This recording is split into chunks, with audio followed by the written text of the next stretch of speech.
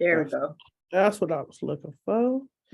Share my screen. Okay, so today is all about infection control and safety.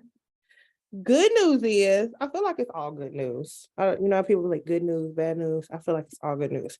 So our first 2 weeks of class, our first 2 sessions we got together, we were doing like diseases and disorders, anatomy of the skin. Like I kind of structured it like that on purpose, right? Like I put the heavy hitters in the beginning to kind of call like eat the frog, get the hard stuff out of the way first, right? Infection control now will feel easier, and here's why. It's because it's going to be more like common sense. If I say, Christine, if I come over your house and I drop a spoon in your kitchen, are you going to just pick up the spoon and start cooking? Like, no, we know, when we refer to it like with food, we know that's not the case.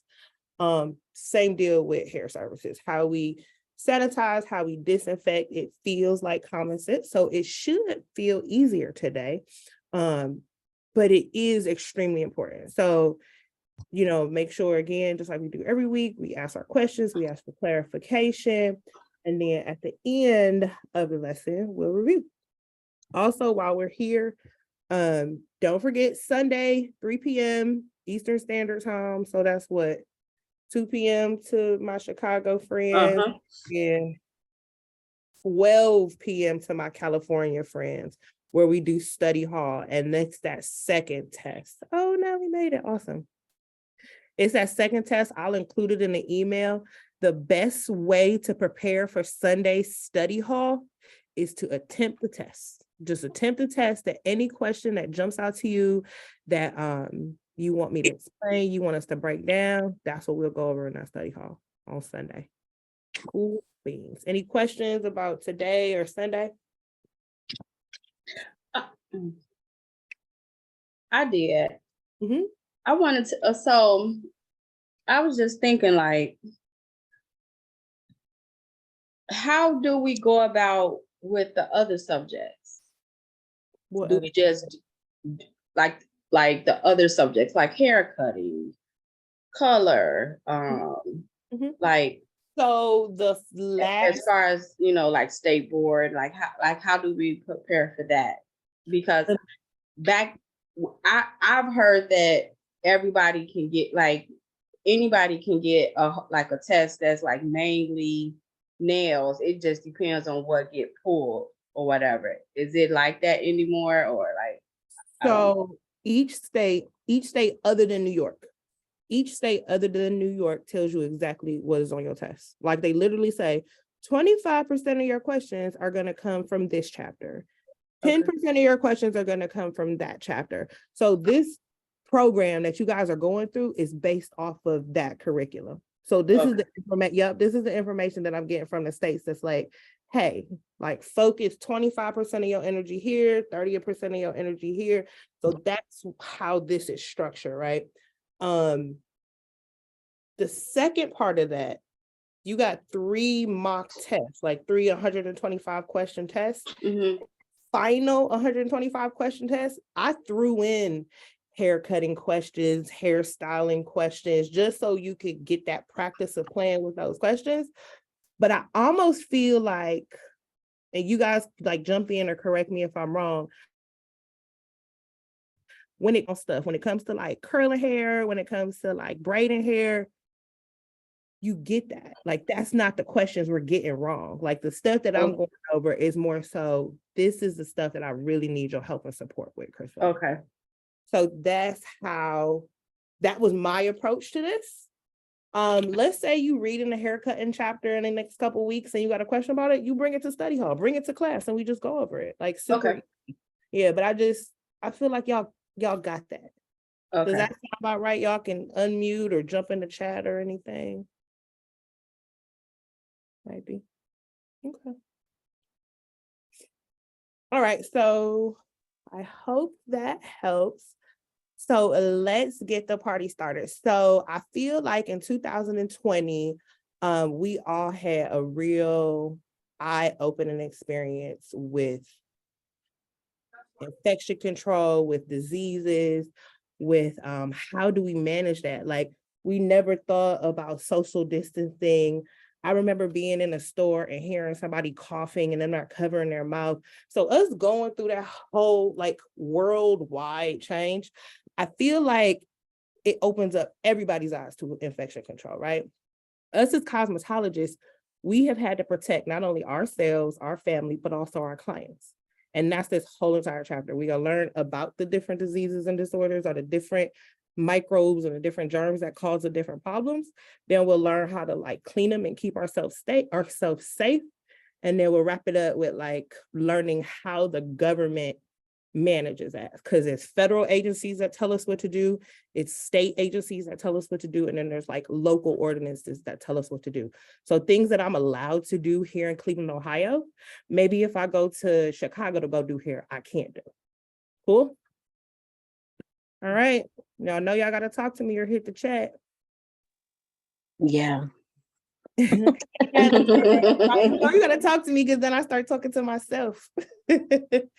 I just wanted to add, I think it will be good for Rakisha because I feel like she wants to cover everything. And I was going to tell her the first week that maybe she should just get a Cosmo book. That way she on her own time, she could review certain things. And like you said, bring the study hall. Because that's what I'm doing, Rakisha. Like, I've been out of the game for a minute and I got the Malati book off of, well, I got it out of school, but I know they sell them on OfferUp. And you can, you know, just refresh on your own time. I mean, right. I have a book and I have the a review book too, with all of the, you know, different questions on there too. You know, I'm trying to like not overthink it or not. I just want to stay in this lane, and I didn't know if I should just. I think they're gonna ask maybe a little bit of everything. It's better to be prepared than unprepared. Yeah, you know, you're right. Good. It's not bad to have extra info in your brain. You know. Yeah, you're right. I know how you feeling, girl. Yeah, I've been out of the game for a minute, so I've been, you know, reading on my own. Like I watched her videos. Like I told Crystal, I watched all her videos, took the notes, and like I said, just doing it on my own too, just to refresh for myself. Right. Yeah. Thank you. I love it. If you are watching on your cell phone, I want you to screenshot this page. These are important acronyms to know. So yes, the information that's on the screen is important, but I'm going to give you a little tidbit about all of them because they all apply to our industry. So the word acronym is basically like we take the first letter of each word and we make another word. So we all know like LOL. LOL, we know what we mean when we say LOL, but we actually mean laughing out loud, right? Or FOMO, FOMO. That's like fear of missing out. So these letters actually mean something and they all could show up on your test. So I'm gonna go through them. The first one is EPA. So the EPA is a federal agency. It's the Environmental Protection Agency. And the EPA's main job for us as cosmetologists is they regulate our disinfectants. So when COVID first erupted and everybody was going crazy, everyone wanted to know, how do I kill COVID, right? Like, how do I do this? What percentage alcohol do I get? Does bleach kill it? Does bleach not kill it? What do I need, right?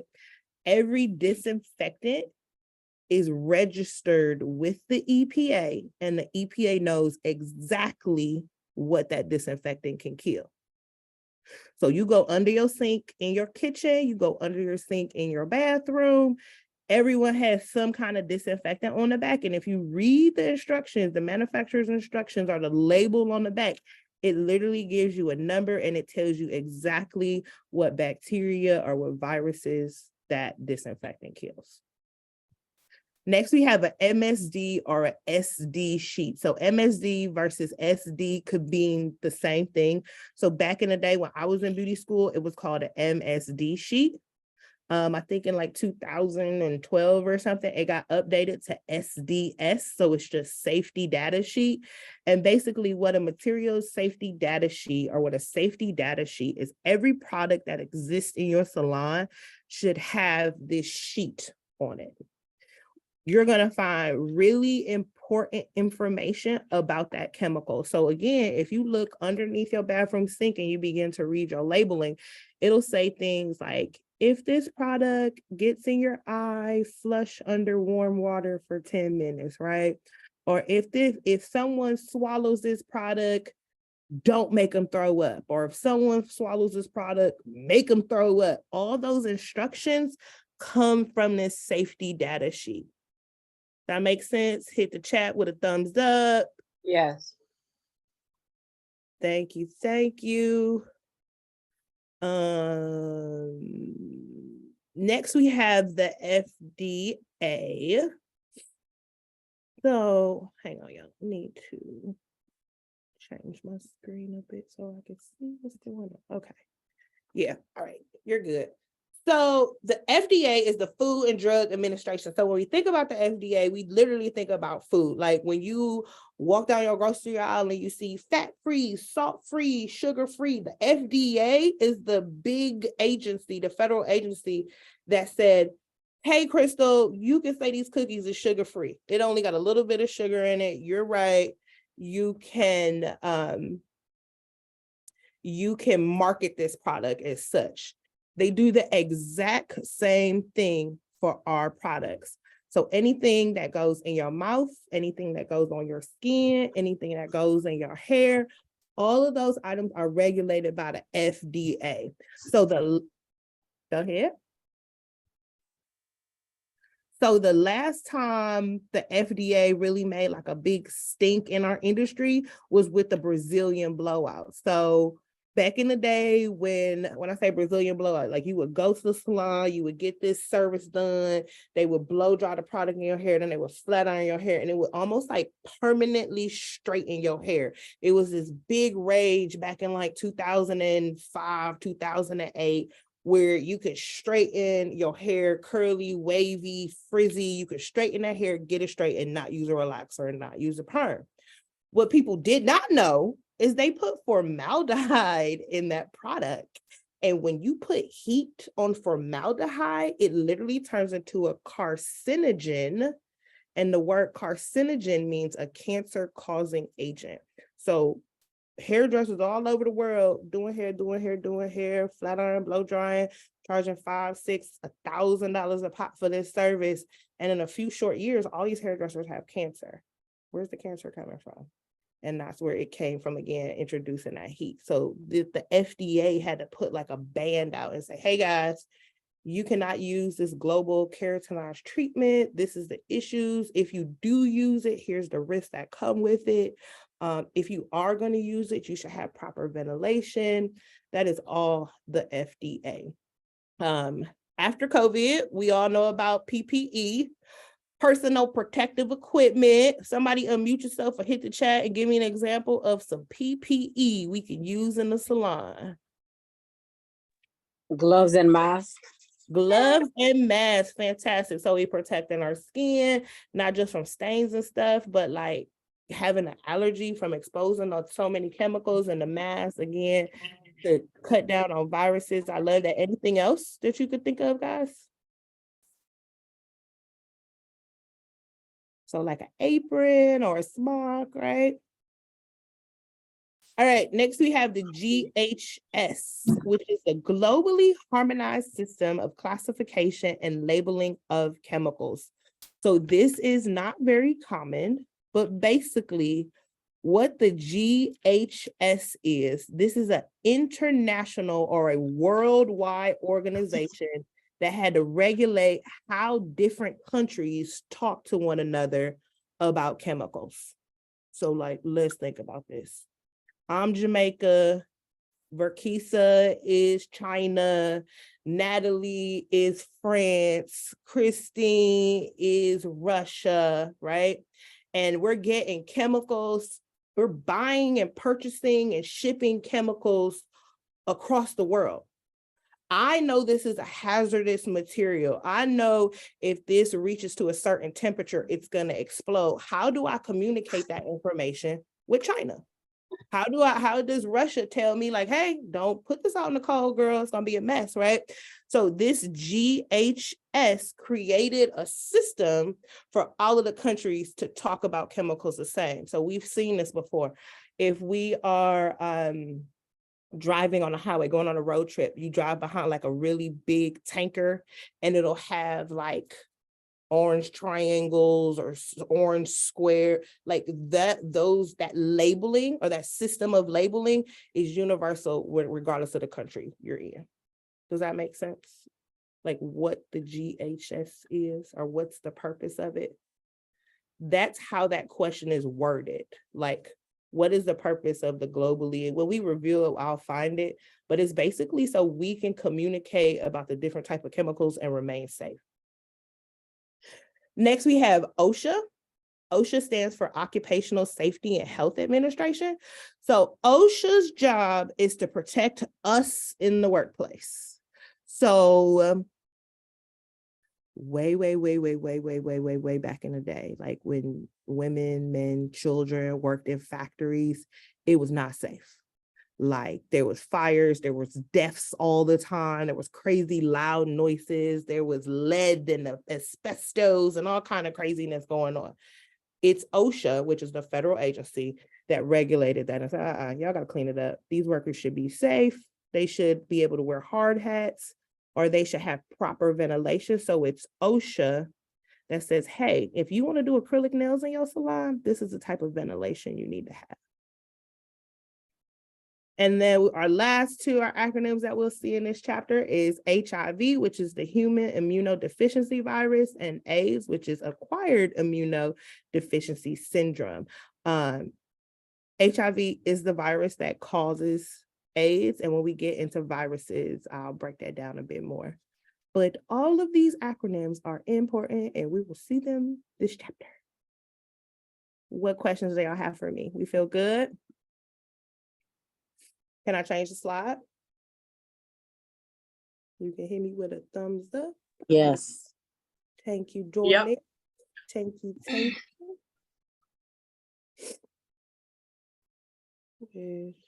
Okay. All right, different types of germs. So in our field, we run the risk of exposing ourselves or exposing our clients to different types of germs. Each germ or each microbe has a way of behaving or a way we need to manage it or a way it manifests itself to let us know like, oh, this is a bacteria, or oh, this is a fungal infection. It is not our job as stylists to diagnose. So you are never in a situation when someone is sitting in your chair and you're like, oh, that's a bacterial infection, I can't do your hair, right? It's just to like guide you and make you feel confident behind the chair and refer them to a doctor. All right, so first we have bacteria. Bacteria are one-celled microorganisms with both plant and animal characteristics. So y'all know when it's time for me to break down a test question, y'all know I like pulling out keywords. So I'm gonna pull out some keywords for me. The way I remember bacteria is bacteria, or the keywords in that definition that I pull out is one cell, and it acts like a plant, but it also acts like an animal. When I see the combination of plant and animal in one cell, my brain instantly goes to bacteria because funguses or fungi behave differently, viruses behave differently, and parasites behave differently, or they all have their own individual keywords that like turn the light bulb on for me. So there are three types of bacteria. We have our coccibacteria, spirilla, and bacilla. Now, for my friends who read the chapter, there is a whole huge chunk of information about the different types and the stuff they cause. And if you want to know more information about it, I absolutely suggest you go to chapter 5 or go to your infection control chapter and just read, right? What I've done is literally pulled out those specific test questions to make it click and like stick, right? So when I talk about my 3 different types, the one that shows up on your My Lady test, or the one they constantly refer to, is this coxibacteria. If you are taking notes right now, like if you're taking paper and pen notes, hey babe, my suggestion is to draw this picture. Like, I'm a visual person. I understand my stylist friends are visual people. So when I see coxy, I literally see circle, circle, circle, circle. It's round shaped bacteria. It literally stamps it in my brain, right? This coxibacteria rarely shows motility. The word motility means movement. So what they're saying is this bacteria, once it starts growing, it's really not floating around or going anywhere. There are some microbes that float around in water or float around in the air, right? Because that's how COVID is spread throughout the air. Excuse me. And the way these different microbes like move throughout the air is with these little projections. So I'm here, if y'all can see my yellow marker, these little hair-like projections is how microbes, bacteria, fungi are able to move around or wag its little tail right through the air, through the water. So this coxibacteria, this round-shaped bacteria, usually does not have these little projections, so they rarely show any movement. Our other flavors of bacteria are our spirilla, and that spirilla bacteria is going to be spiral shaped or corkscrew shaped. It's real easy to see, like spiral, spirilla. And then bacilla is rod shaped bacteria. That's him over here. So for me, the way I organize these 3, I always remember the first 2, and because it's only 3, the last option always has to be bacilla. Does that make sense what I'm saying? Remember when we do our study hall review, I'm like, you don't have to remember everything, right? But remember the important stuff. Remember some key points. So the coxibacteria is your actual test question, and knowing that it doesn't have any movement, and then also just knowing the shapes. I would just draw that on my flashcards. Can I change the slide? I'm gonna change it because y'all silent. All right, so we're still talking about bacteria. Bacteria has a life cycle, even though it's a one cell microorganism. So I'm gonna describe a scenario, and I want y'all to tell me if you've ever went through something like this. So you're not feeling well, you go to the doctor's like, okay, you have whatever you have, right? Here's a Z-Pack, or here's some antibiotics. And after they give you this antibiotics, they always say you need to finish your prescription even if you start feeling well. Have we had that before? Y'all can hit the chat or unmute yourself. Yes, ma'am. Absolutely. The reason why they recommend, it's not even a recommend, the reason why they're telling you, hey sis, finish your pills, is because of how bacteria behaves. Bacteria is kind of smart. So what happens is when bacteria first shows up to the party, he's like, oh, it's great here. It's warm. There's food. This is perfect, right? And then the bacterial infection begins, right? You go to the doctor, you take your antibiotics. As soon as that bacteria realizes that the conditions are unfavorable, basically you take antibiotics.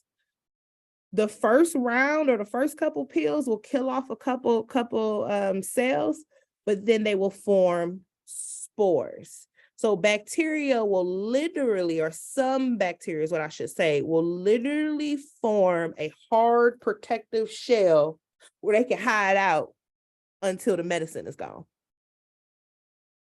And we've all done it. I know when I was younger, I was like, I feel good. I don't need it, right? And then you don't take your medicine, you don't finish your prescription, and maybe a few days, few weeks later, the infection shows back up. but it is because of that life cycle of that bacteria. So when it is in the active stage, it's splitting, it's dividing, the bacteria is growing, the infection is getting worse. The inactive stage, the bacteria is no longer growing, it's no longer dividing, it's hiding out in this protective shell when the conditions are more favorable. Both of those are test questions. You need to know the spore forming, because when we talk about disinfectants, or when we talk about the different levels of infection control, disinfectants cannot kill bacteria that's living in a spore. So that disinfectant can't get inside of that hard shell. We need to know that the word pathogenic is disease producing, whereas non-pathogenic means harmless. So there are two flavors of bacteria. We have bacteria that lives in our stomach. It helps us break down food. We have bacteria that lives on our skin, on our hair, on our scalp to prevent like other heebie-jeebies from growing, right? Those are our non-pathogenic bacteria. They are harmless. But the pathogenic, that's the bad one. Can I change the slide? Yeah.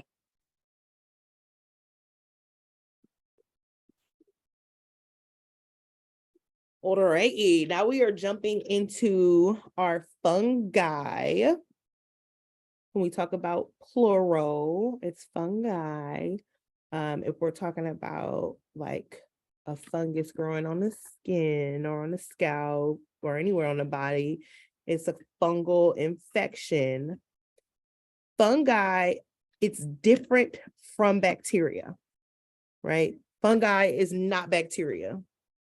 Viruses are not bacteria. They're all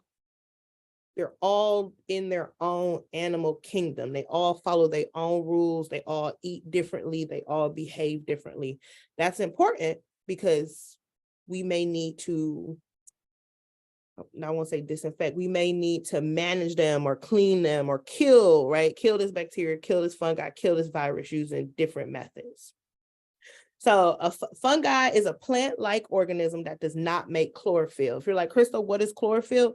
It's literally why plants are green. It's the chlorophyll that make the plants green. This fungi will eat organic material. We learned this the other day. So when we talk about the word organic, I'm not talking about like healthy juice and vegetables. I'm saying, hey, they eat things that was alive, that's alive or once was alive. That's what they mean when they say organic materials. So fungi usually eat dead things. Think about it. You see mushrooms in the woods on the dead leaves, right? When you see ringworm, the ringworm is actually eating like the dead skin, the exfoliated skin around that area. Molds, mildews, and yeast are different types of fungi. When you talk about mildew, mildew will never grow on humans. It will only grow on plants or in your bathroom. So anybody ever left the clothes in the washing machine too long? I know y'all did. I know we all done it, right? That odor that you're smelling, that's due to that mildew. And we talked about this when we talked about our skin diseases and our nail diseases and disorders for the past 2 weeks. But Tinea pedis is the most encountered fungal infection or foot infection. And then the term tinea means ringworm, but ringworm is a fungal infection. Ringworm is not a worm. It's not a parasite. It's not a bug. It's a fungus. You feel good? Y'all want to know a fun fact about mold on bread? If you ever see mold on bread, throw the whole bag of bread away. Because the way like the mold works, what you see on the surface is okay, you know how like a rose You see like the flower and the leaves, and it's so beautiful on the inside, but then below it has roots where it has burrowed. That mold on your bread has roots. So even though this piece of bread all the way back here looks good to go, it also has mold on it. So once it's in the bag, throw the whole bag of bread away. I had to have this argument with my dad one time. I'm like, Daddy, you can't eat that. Y'all, he old school and Jamaican. He'll eat anything. That goes with cheese too, right? Yes. Now here's what I That's will what I tell say. my husband. He goes, no, just cut around it. Listen, that's my father. That's my, Oh my he God. like, oh, it's still good. He'll take a little knife and just chop off the corner. I'm like, Daddy, it's more. Mm. Listen, you can't tell no Jamaican old man nothing. I'm gonna just eat your bread, sir. Go do your thing. But when I learned that, I was like, that makes so much sense. Oh my God.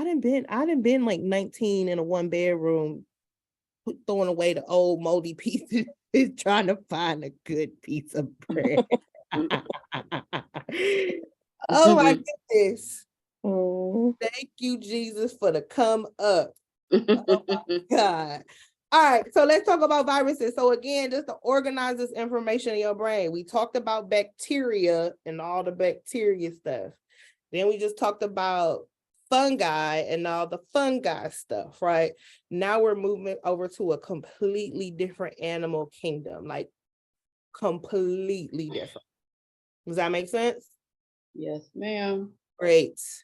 All right, so viruses are going to be submicroscopic particles that infect and reside in the cells of other organisms.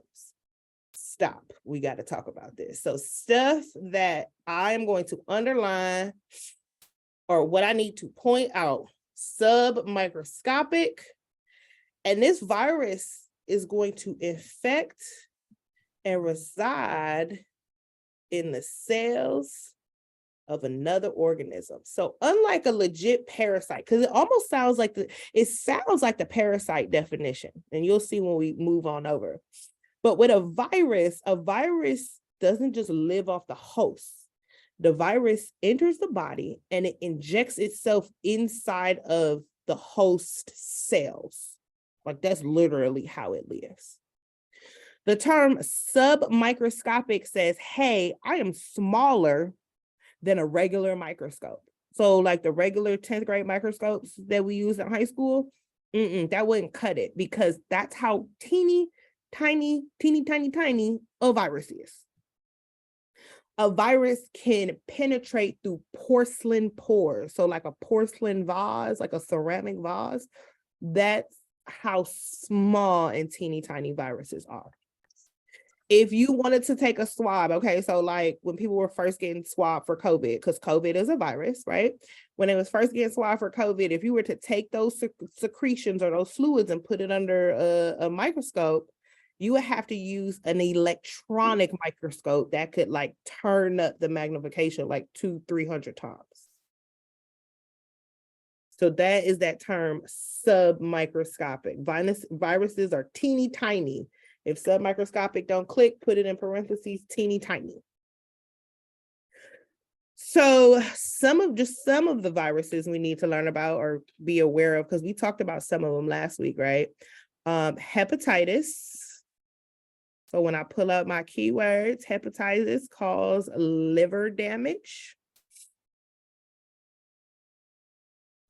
And then we talked about HIV and AIDS, and I would just know that acronym, like what the breakdown is. What does the H stand for, the I and the V, and then the same thing with AIDS. Also, you see the term blood-borne pathogens. Blood-borne. That just means, hey, anytime the human body secretes any type of fluids, or there's some type of exposure incident where the guest is cut or you cut yourself, any type of microbes, any type of germs, any type of heebie-jeebies that exist in that guest's like body is going to be these blood-borne pathogens. That's why when your client cuts herself, it gets real, or you accidentally cut your client, or you accidentally cut yourself, it gets real serious, because at that point, that's where like potentially the scary stuff can live.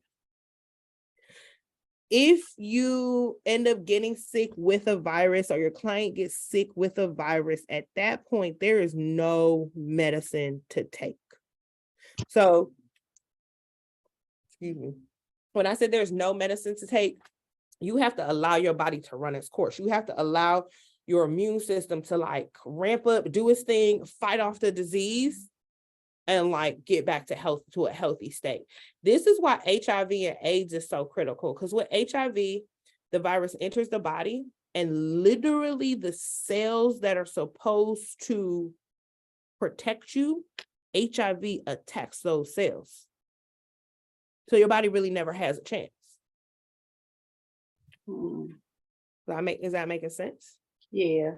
So so when you say bloodborne, that just means that it's whenever blood is exposed and it's a live scar.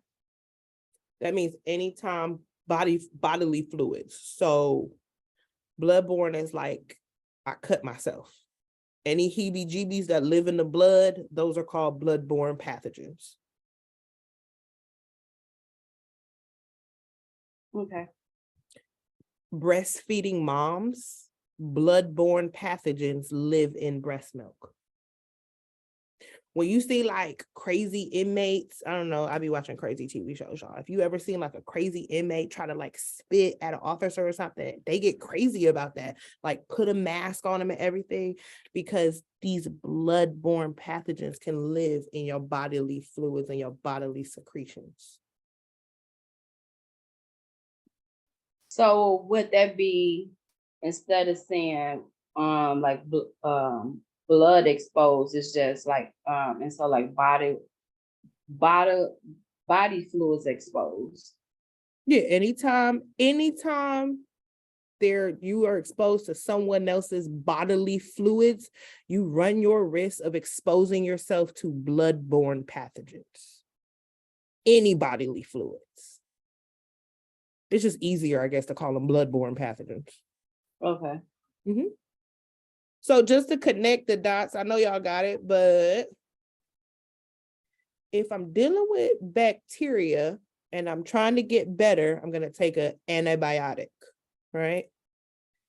If I have some issue with some type of fungus or some type of fungal infection, I will take something that like kills that antifungal qualities, right? So we've seen Head and Shoulders. That's an example of antifungal qualities, right? Someone has Tianapetis, athlete's foot. They have the powders, they have the creams, they have the spray. Those all have that antifungal quality to kill the fungus. You can't put an antibiotic on a fungus to kill it. It's not gonna work. You can't just pull some old stuff out like, oh, let me just spray this on here. And you have to have the right, I guess, remedy for each illness. That's why we can't diagnose. And then viruses, we said the body has to fight off itself. And then parasites. So a parasite is a legit bug. So a parasite is going to grow, feed, and find shelter on its host or like it's some type of organism. The two that we need to know about is scabies, which is caused by itch mite, and then pedunculitis, which is head lice. If there is no host present, the parasite will find a new host. The parasites will always win. Like you have to be hyper vigilant about that in the salon. So with lice, scabies, they don't jump, they don't fly, they crawl. So if you're constantly wiping, disinfecting in between your clients, you should be good to go with that. With the head lice thing, you always want to inspect before you jump into a service. Lice does not care if your hair is clean or dirty or straight or curly. I watched a video the other day where this young lady had dreadlocks and she had lice. So lice is an equal opportunity parasite. All right, keeping it pushing. What's scabies again? Scabies is a skin disease. Go back to that. Huh? Okay, thank you. Sorry. Okay, I didn't even ask. I just kept rolling. It's caused by the Okay. itch mite. So this itch mite, which is a teeny tiny bug, he burrows in your skin. Okay, I'll call you back. He burrows in your skin and he feeds underneath the surface of your epidermis. And y'all know what that is because we talked about that. Yeah. Nasty. Nasty. But you think about it. Our clients sit in our chairs. Our clients touch our capes. Our clients go back in our shampoo bowls. Think about how many times your skin comes in contact with these public places, right? That's why it's important that we're wiping and disinfecting and wiping and disinfecting and wiping and disinfecting. Even when you love your clients. That's what's interesting about all of this, right? Like you can love your client. You can be doing your cousin's hair, your auntie hair, the first lady from the church. Scabies don't care. Ringworm does not care. No one cares. They come to get you too, right? Can I change the slide? Yes, sorry. Thank you. You're welcome. All right. So that whole chunk was us just talking about the different type of microbes, right? And how to organize them and what's important to us. We're going to talk about the human body and disease. This will be, again, common sense, real easy. Okay, so a pimple or an abscess is going to be an example of a local infection. So when we talk about local infection, you got two flavors of infection. When I have a systemic infection, that means this infection is all over my body.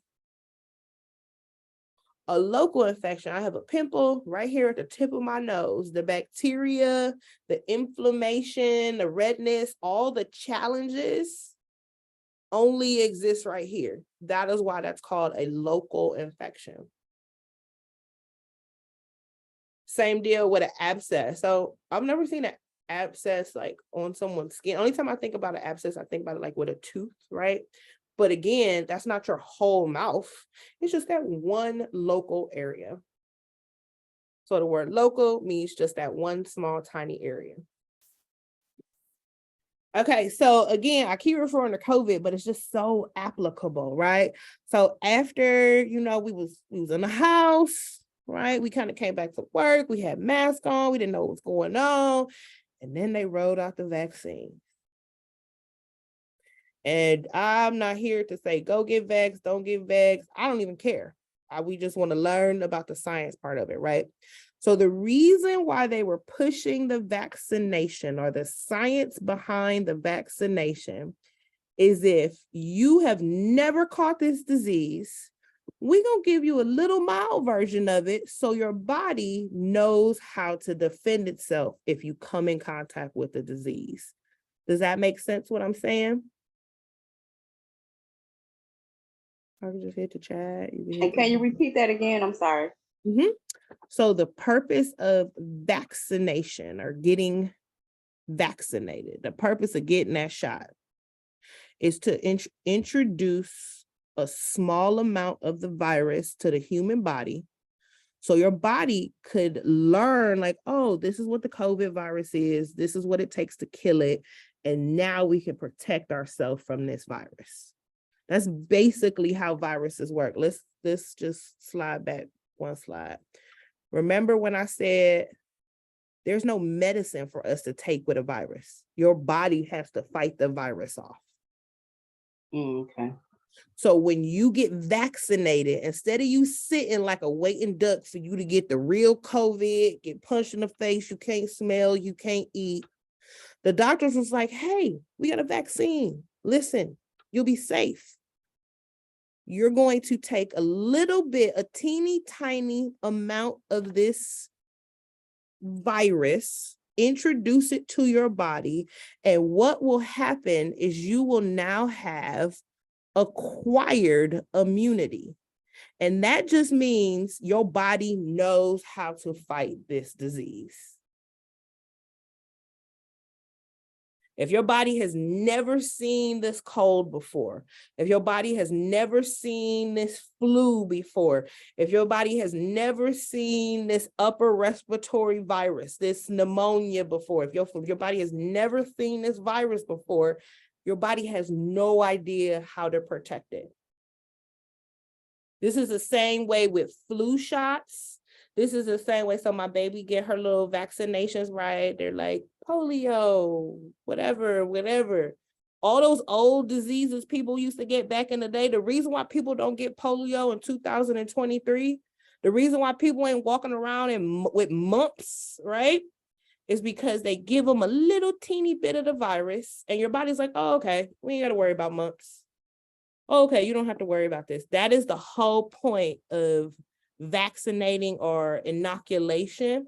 So after catching a disease and getting well, or after getting vaccinated, the body now has acquired immunity. Every example that I just gave you was a vaccinated version. There's also a version of this where you just naturally go get sick and your body does the exact same thing. If you are older than about 28, 30, you've done this. Your mama did this. Everybody mama did this. So when we was little, we caught the chicken pox. The chicken pox is a virus. There's no medicine you can go to the doctor and take to get rid of the chicken pox. And when someone in your family, when a little one in your family got the chicken pox, what did our moms do? Somebody unmute, say it. You got to be 30 or older though. Get vaccinated. Not yet. You didn't get that chicken pox vaccine. What vaccine? No, they wanted everybody in the house to get it. They wanted everybody in the house. We had chicken pox parties. I got a little brother that's 2 years. No, I have a little brother that's 2 years younger than me, right? I got cousins around the same age as me. So I'm the oldest. I got chicken pox.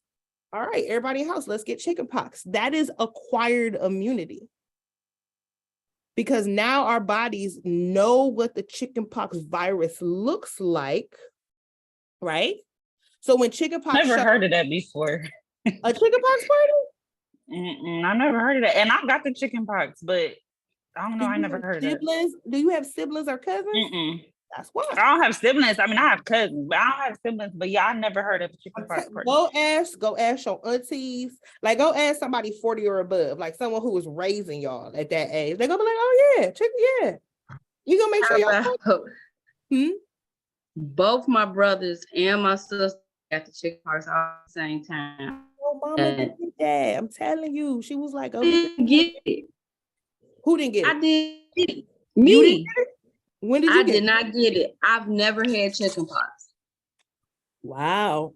Well, girl, so when I got pregnant, I was so scared of getting it because it's worse when you get pregnant, and it's worse when you get like older, like you could die from it, you know, when they get old.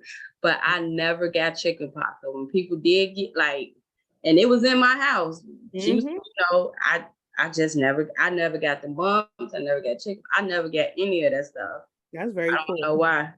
But you got a rock solid immune system. Grandma wasn't playing. Castor oil and okra. So yeah, that's basically the acquired immunity, whether you get vaccinated or you catch the disease.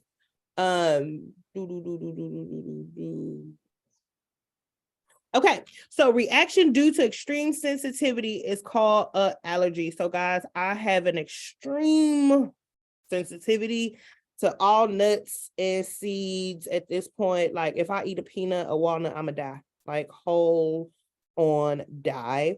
This is your immune system responding to stuff that it really don't need to respond to, basically. So that extreme sensitivity is called an allergy.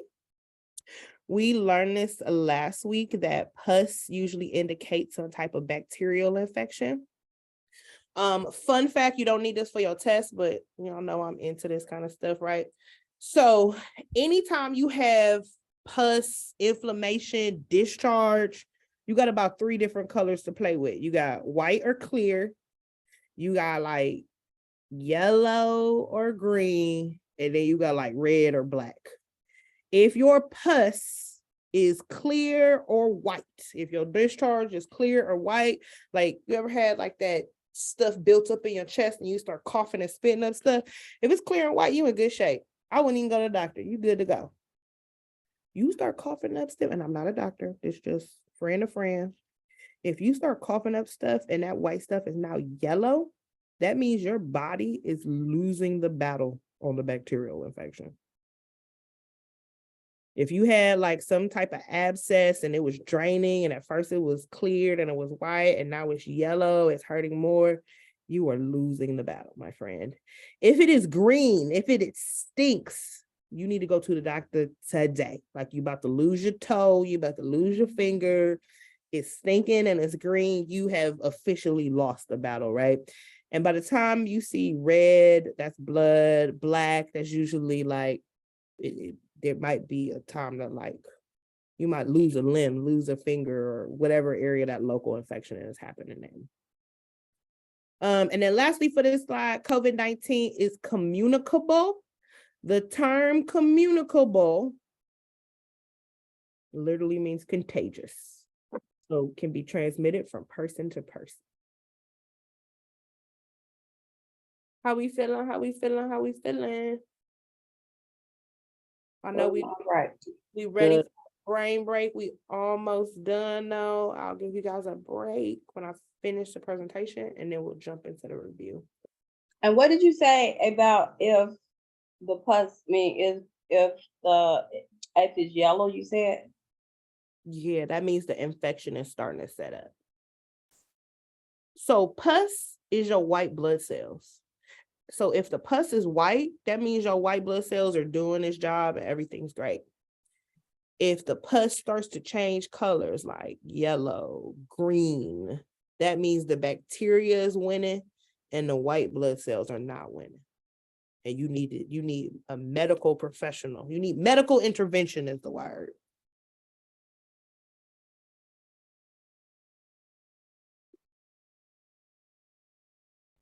Feel good?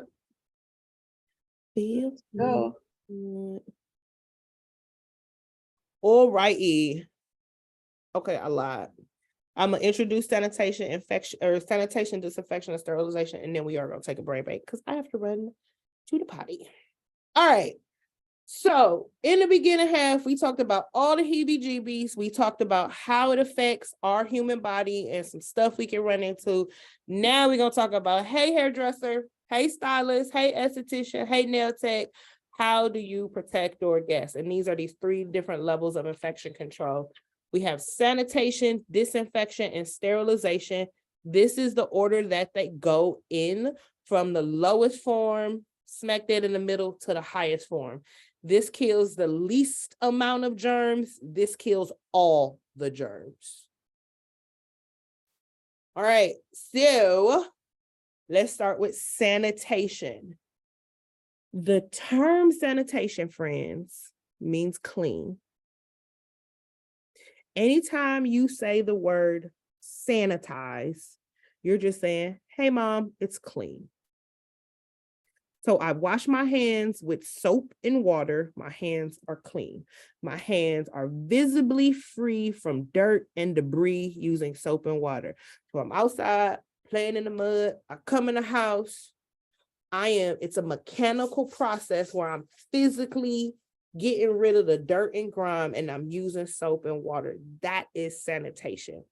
I'm spending a lot of time on this definition because us as cosmetologists, we confuse, like we throw around the word sanitation and what we really mean is disinfect.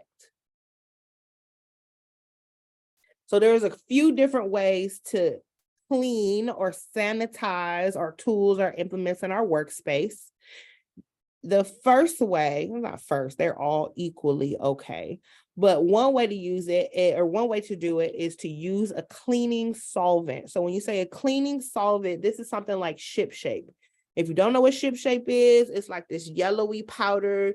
You put it in a cup and put it in the water. And what the Ship Shape does is it eats the hair and breaks down the grease and the crud and all the stuff in it. So that's what they mean by cleaning solvent. Or you could just use regular soap and water. So when I say soap, like not even shampoo, like Dawn dish detergent, Ajax, 99-cent soap and water, but you can't just put the soap in the water and let it sit. You have to take a nail brush, take a scrub brush. We have brushes in the back so we can get like the edge control and the epidermal flakes out of our comb and brushes.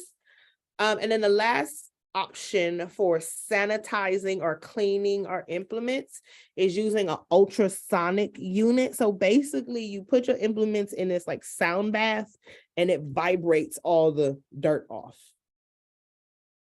When sanitizing your hands, you must rub them together with warm soap and water for at least 20 seconds. That is a test question, no 20 seconds. And the lowest level of infection control, again, is sanitation, but sanitation is important because it comes first. Before you can do the other levels, if you are going to do the other levels, you have to sanitize first. If I'm you, I will also, I said it, but it's not written down here on the slide. I would write it's a mechanical process or a physical process. Like you have to, if I am sanitizing the table, I got to go get a washcloth with some soap and some water on it. I can't just spray the soap and water and walk away, right? If I'm washing my hands, I have to scrub to get the dirt off. I can't just like spray my hands with soap and water and now they're sanitized. Does that make sense? Hold on, I see something in the chat. Okay, awesome. Does sanitation make sense, friends? Talk to me. Yes, it does. Okay, awesome. So I'm going to give us a brain break. It's going to be 5 minutes. I'm going to turn on some music. And when you hear the music cut off, you know I'm back. Cool? Thank you. Okay, bye. But Crystal, when you say sanitation, it doesn't necessarily mean sanitizer. Not hand sanitizer. No. Yes, no. That's No, really it's soap and water. soap and water, not Yeah. hand sanitizer. Good question. Hand sanitizer is actually an antiseptic. I know. Yeah. Yeah, don't, I mean, you could write it off to the side, like hand sanitizer = antiseptic, and then you can like Google what the word antiseptic means. But Yeah. hand sanitizer is not sanitation. There is a test question where they say, can you use hand sanitizer to replace hand washing? What do we think the answer is? No. Heck no. Yeah. Cool beans. All right, friends, take a 5-minute breather, get up from your computer, go stretch, walk around, and I will see you in 5 minutes.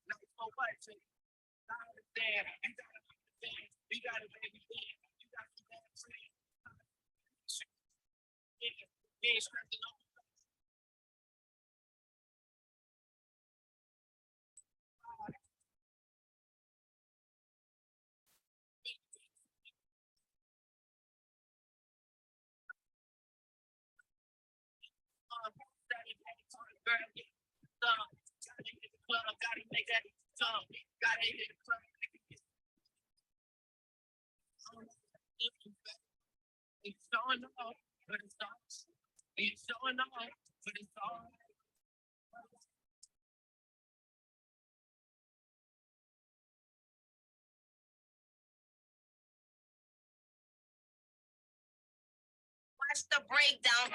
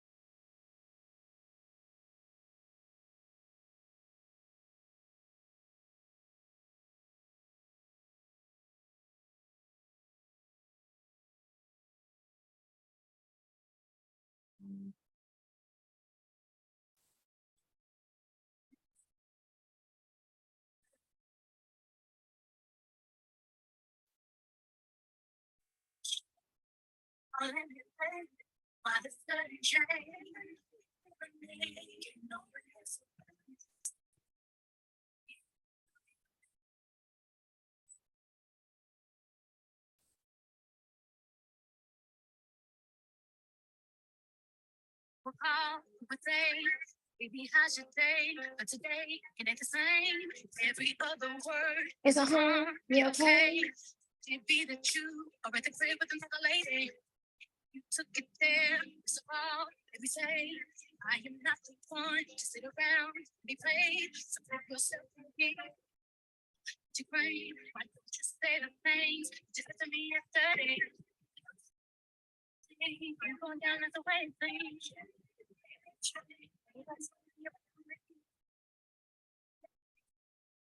I'm too.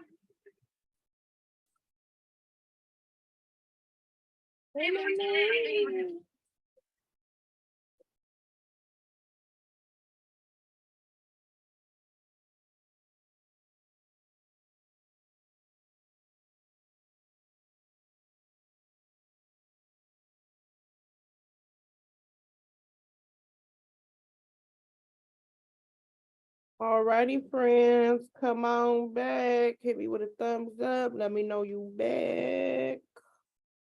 Come back, Crystal.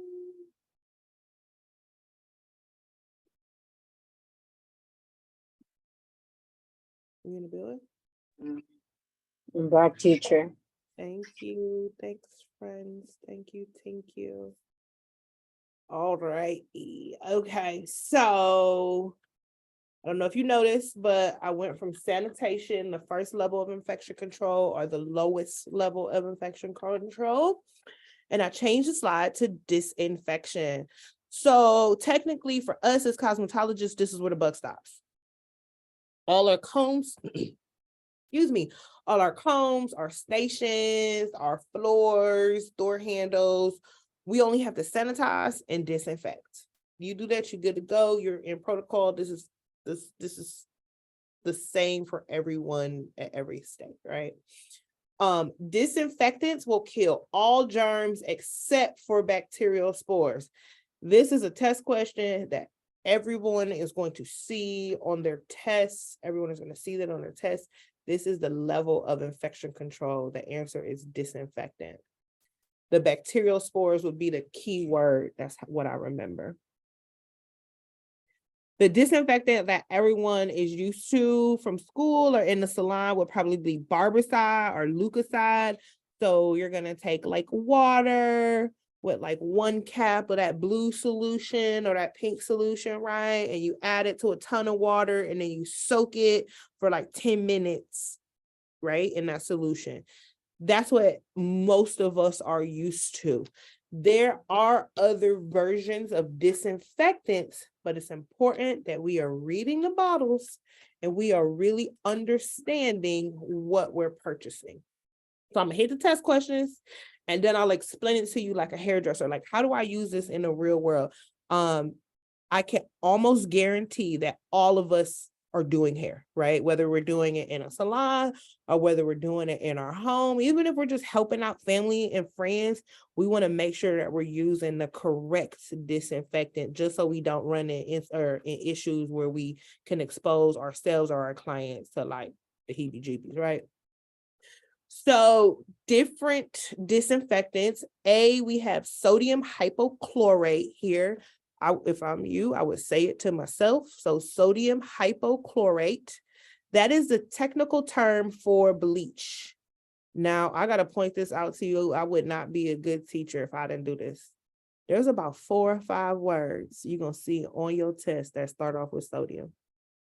Sodium hydroxide, sodium chloride, which is table salt, sodium hypochlorite, right? So how do I know? I see Clorox right here. I don't know if y'all see it. There's going to be a whole bunch of sodium words, and there's going to be a whole bunch of like H words, like hydrogen peroxide. Like all the words sound the same when you're testing. So I'm going to pull out that hypochlorite or here Clorox right there. And Clorox is bleach. I hope that helps.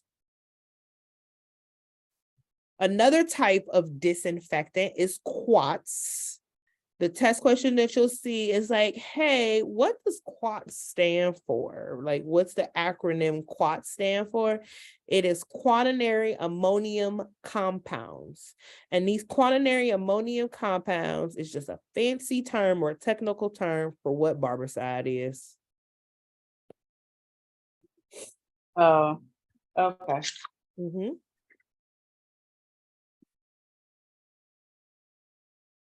There is a test question from the My Lady test, and it's super duper dated, but it's my job to explain it. So that's what I'm gonna do, right? So there's a question where it was like, hey, phenol disinfectant, something, something, something. The answer is it's a known carcinogen.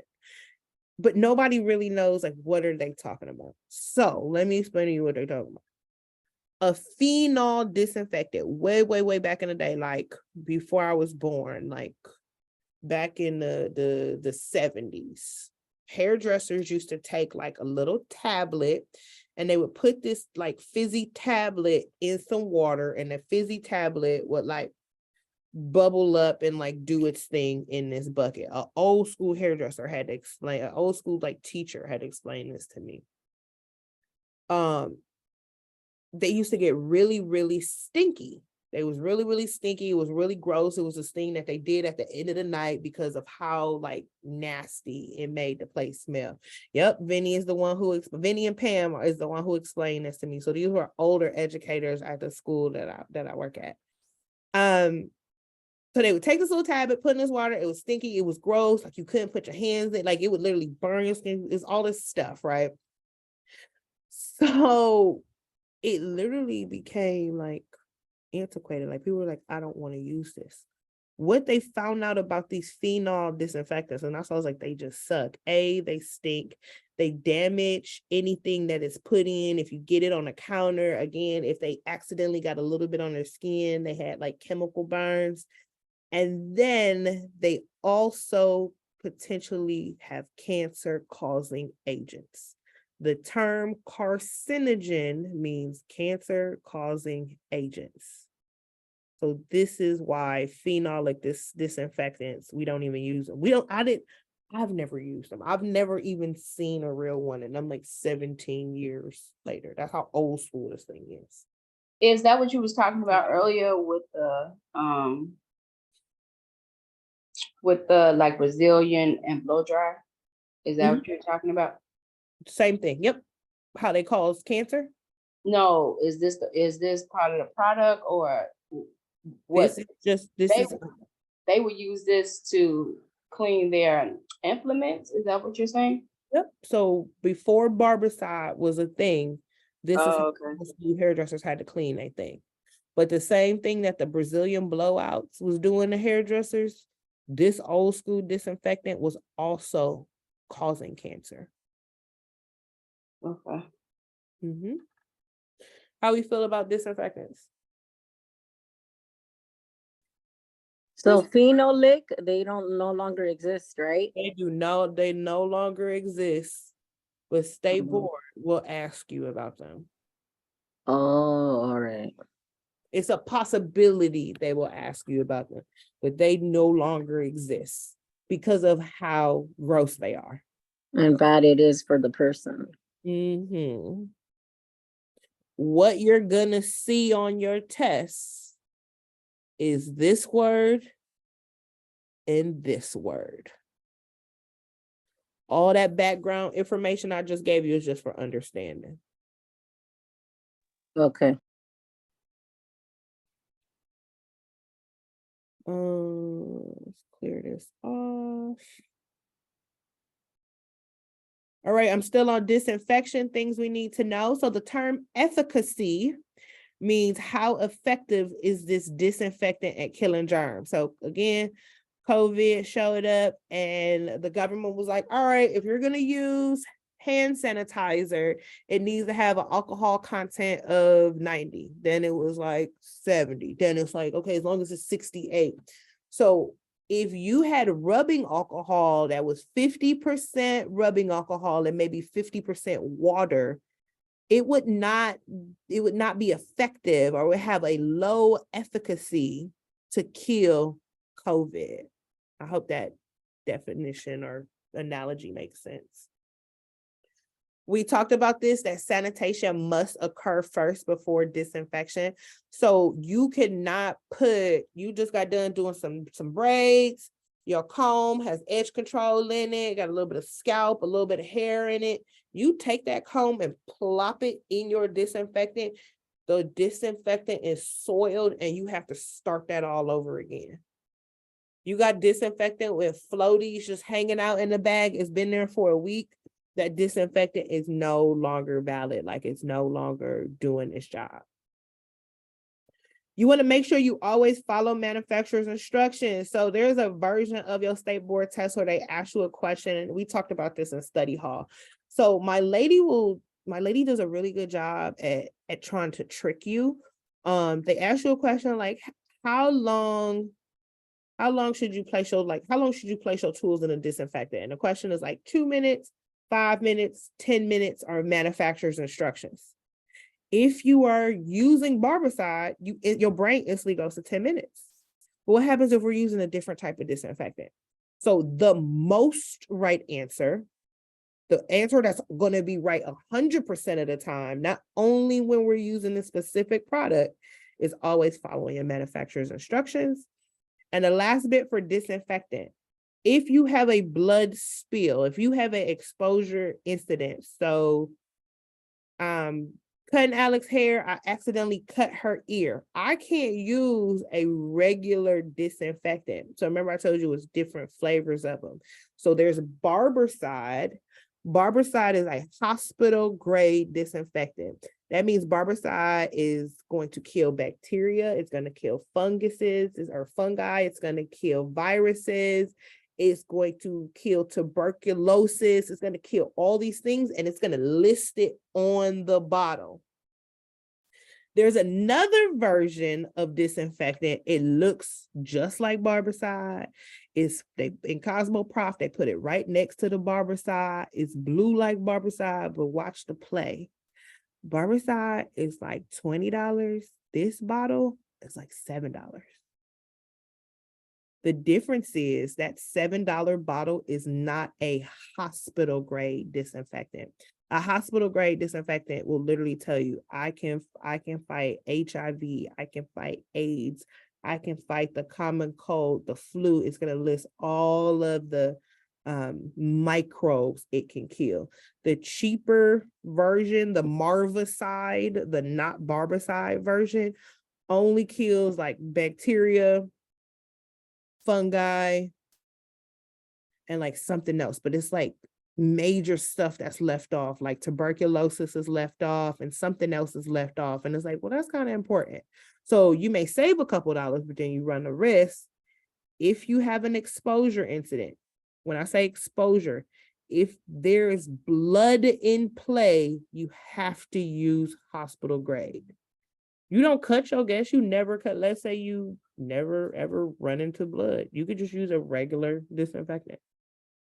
And then the last piece, I don't know if I said this, but if for some reason you can't get barbicide or leukocyte, bleach is a comparable alternative for a cosmetologist disinfectant. The challenge with the bleach, it ruins our stuff, right? It ruins our clothing, it ruins our metal implements. It's very corrosive, meaning it eats away at metals or deteriorates that metal.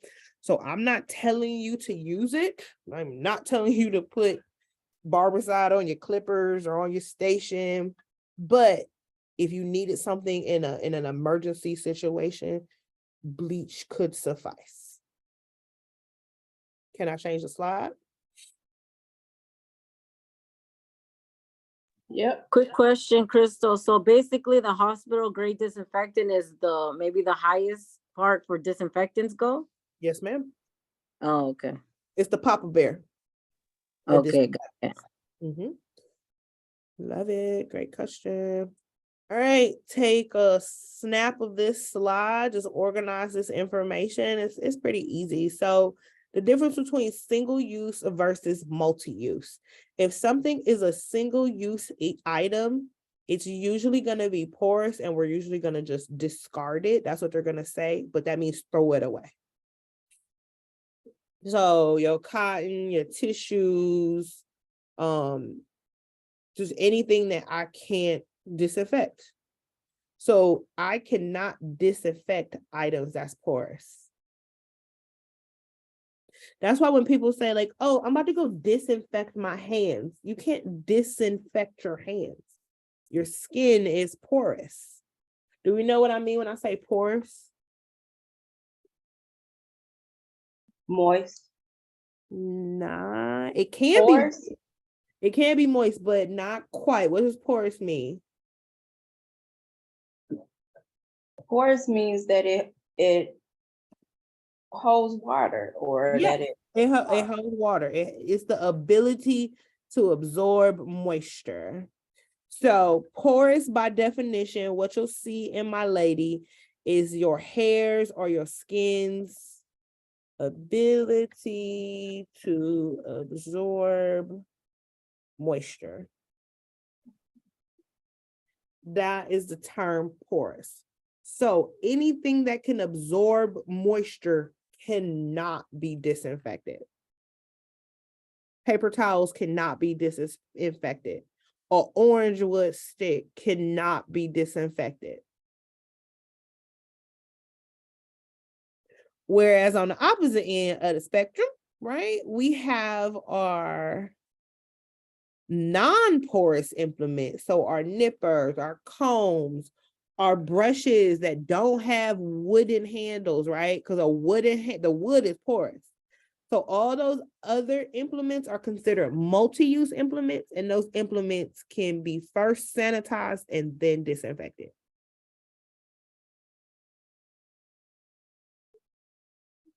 Let me know if I can change the slide.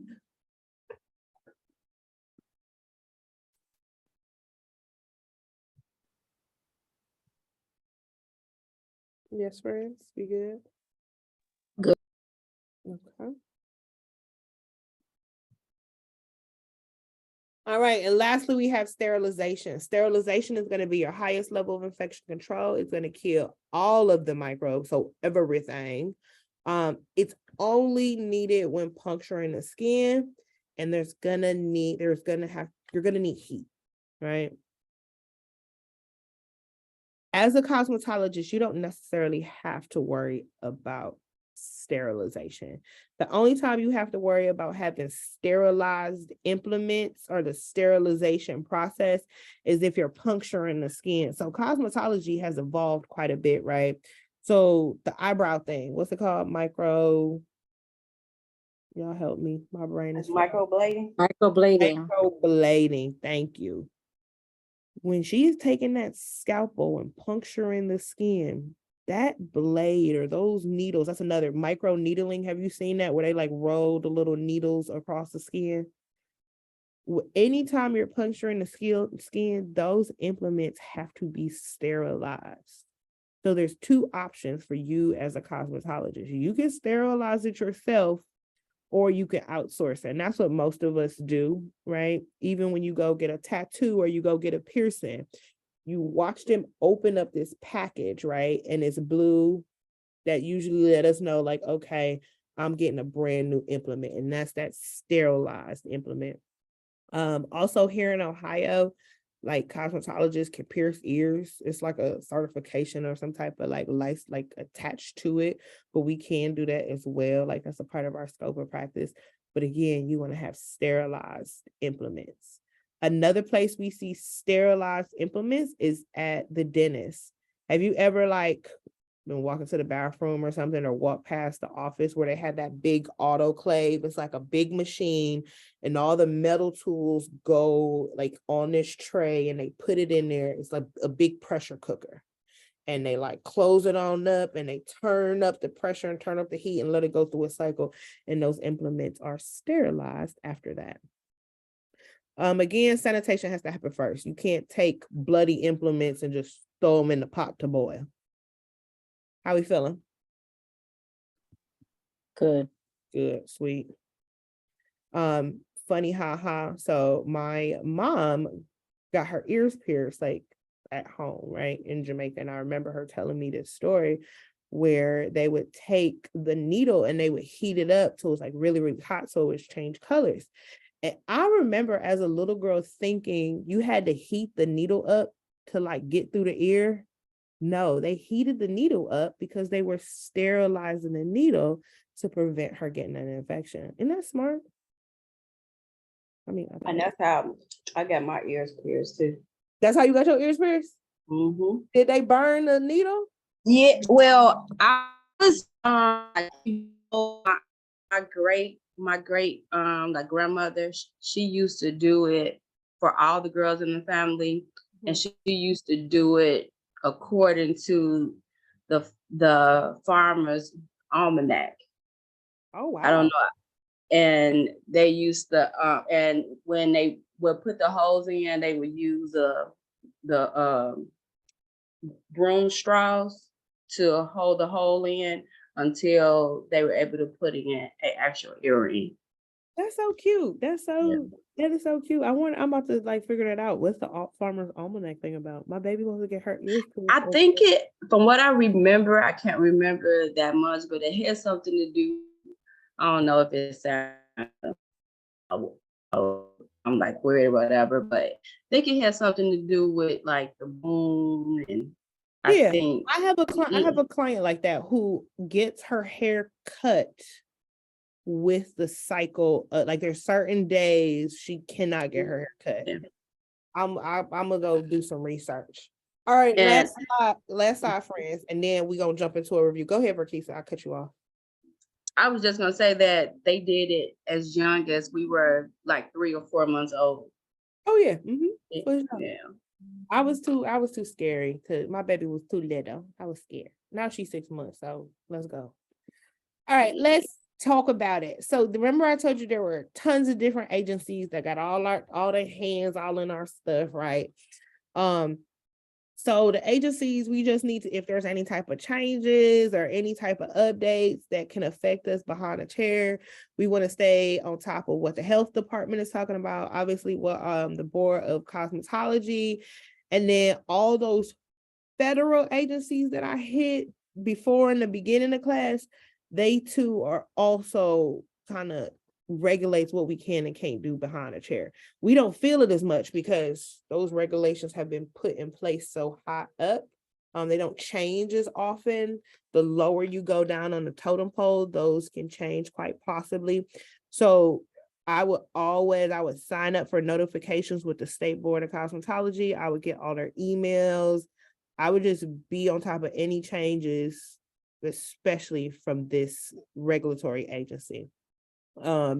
This is a state board question where they say laws are statutes. I know people were like, well, what's a law? What's a statute? Just all you need to know, field test, that a law is a statute. So basically, the government will come up with, so I live in Ohio. The governor of Ohio will come up with some very basic rules, and he'll say, hey, State Board of Cosmetology, come up with the rest of the rules and laws and put them together for me so we can make this official. So the State Board of Cosmetology, they have their meeting, they draw up their statutes, and that's what we follow as cosmetologists.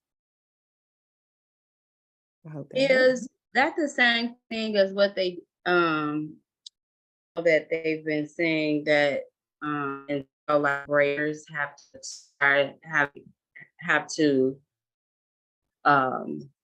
have hours put in, or that places are trying to implement, and so like grading licenses as well? So yes, so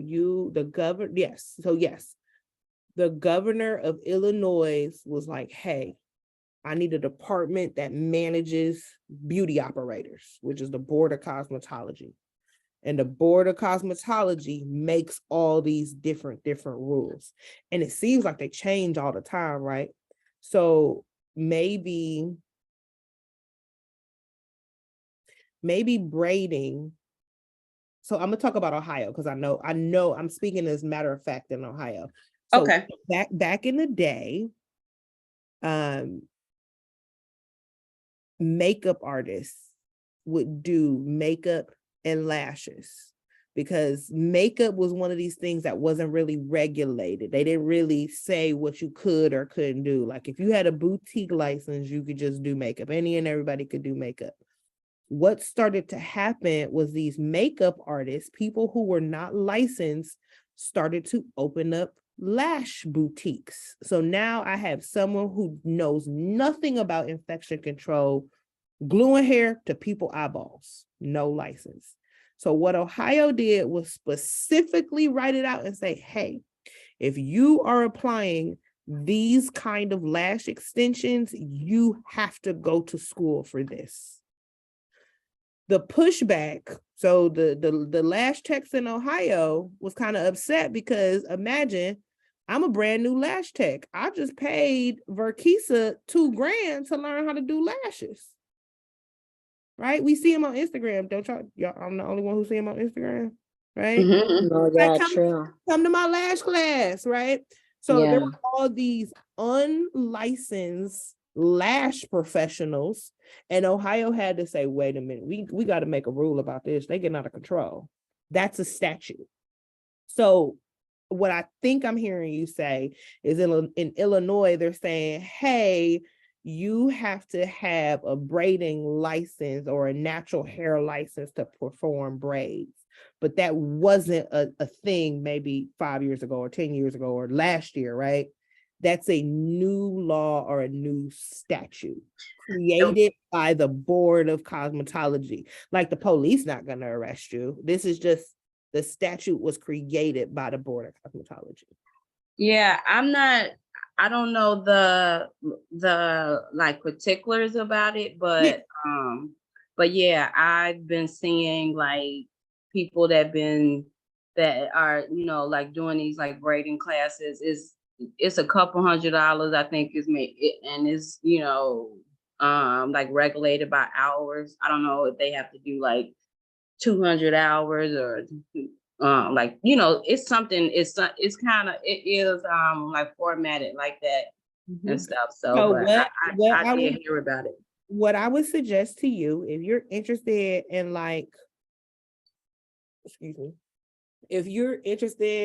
creating a course like that, I would go straight to State Board and ask them, what exactly do I need from you? Or like, what exactly do I need to put in place in order for my course to be recognized by the Board of Cosmetology? Okay. With the world of social media, what has happened was everybody's an educator, everybody's a teacher. Everybody's like, let me show you how to do these lashes.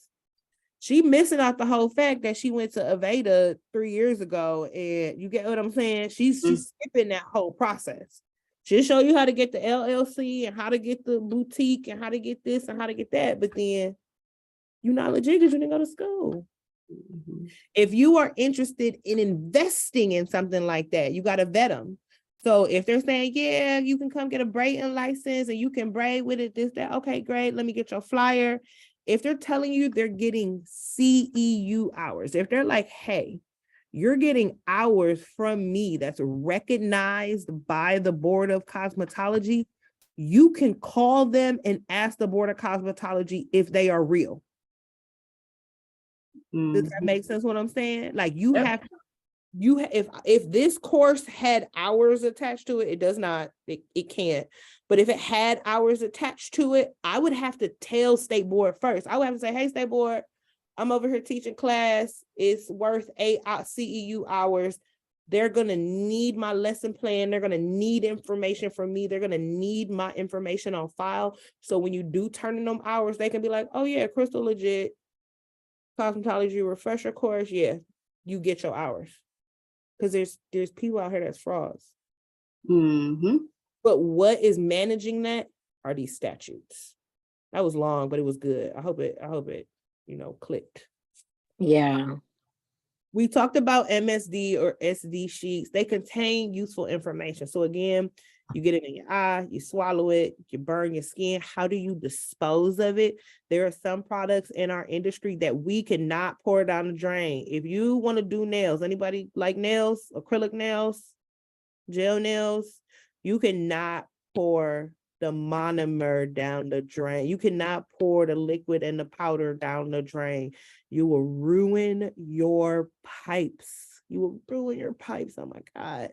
Not only will you ruin your pipes, you're killing our fish and our water source. OSHA created universal precautions. That's a test question. So I already explained to you what OSHA is. Remember, they make sure we stay safe in the job. And the term universal precautions means we follow these precautions all the time, no matter what. So you are my friend, you are my brother, you are my sister, you are my husband, you are my wife. I'm following these same standards of infection control all the time because I want to minimize the risk of exposure. When I say the risk of exposure, I want to minimize the risk of exposing us to the heebie-jeebies. So universal precautions means I do the same thing all the time. An example of a universal precaution is every time I give a pedicure, I wear gloves. A universal precaution is anytime something has blood on it, a napkin, a tissue has blood on it, I'm going to double bag it. I'm going to put it in a bag and then I'm going to take that bag and put it in a contaminated waste container or another trash can, right? That's a universal precaution. I'm going to always treat it like the same. And then an exposure incident, this is when you cut somebody, you cut yourself. So what would you do? You're doing hair and you cut yourself. What's the first thing you're going to do? Somebody unmute or hit the chat. Get a Band-Aid, get the implements, put it in the container that is like contaminated. Mm-hmm. So let's walk it back a little bit. Like let's slow it down a little bit because you could possibly see this. They're gonna walk you through the steps. So you cut yourself or you cut the guest. The first thing you need to do is stop. I know, like stop, because some people will keep, let me finish the haircut real quick, right? The first thing you want to do is stop. The second thing you want to do is stop the bleeding. Yeah. So let's talk about you guys, because if you are in a state where you still perform a hands-on portion of your state board test, let's say you're doing the haircut and you cut yourself, the first thing you have to do is stop, put your stuff down, stop the bleeding. Once the bleeding has stopped, you're now going to clean up any kind of soiled tissue, any kind of anything. You're going to put that in a bag, seal it up, and you either put it in a contaminated container. So like, it's like a red trash can with like hazardous signs on it, or you just put it in another trash can. The reason why you have to double bag it, if you just take your bloody paper towel and put it in a trash can, what happens to the person that has to take out the trash? What They happens if touch it. they touch it? What happens if the bag busts open and the trash has to get picked up? You now run the risk of exposure. That's why they're telling you to double bag it. Not put it in a bag, then put it in a bag and put it in a bag. They want you to put it in a bag, put it in the trash. Does that make sense? Yeah. So we stopped moving, we stopped working, we stopped the bleeding, we put all the cotton tissue, whatever, inside the bag. We put that in a contaminated space. We are gonna put on a glove. And anything else that needs to be disinfected, wiped, so those multi-use items, like remember my scissor had blood on it. I have to go through and sanitize and disinfect that scissor. And it's the same thing if I were to cut my guest. So I'm cutting the bob, I accidentally cut her ear, same deal. Stop the bleeding. I'm not going to physically engage with the wound, but like I'm going to give her something to help her stop the bleeding. And then again, go through the same cleaning, double bagging, disinfecting. Yeah. You feel good? Yeah. Yeah. Great, because that's infection control. Whoop, whoop. Where my other ladies at? Hey guys, hello. Are you there? Hello. I'm here. Sheena, hey girl. I've been in and out. Alex don't feel well, y'all. Let's send Alex some love through the computer. We love you. I'm here, y'all. Love you. I took some medicine. My numbness were off. I feel cool now, but Okay, I cool. iced it a little bit. You ain't too Yeah. slow. Janine, hey girl. Hey, Hey. All right, let's review. Let me pull it up. Do.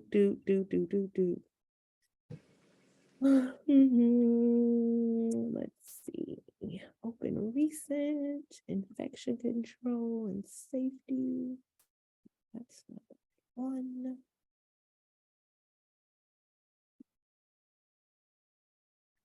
Period. Okay.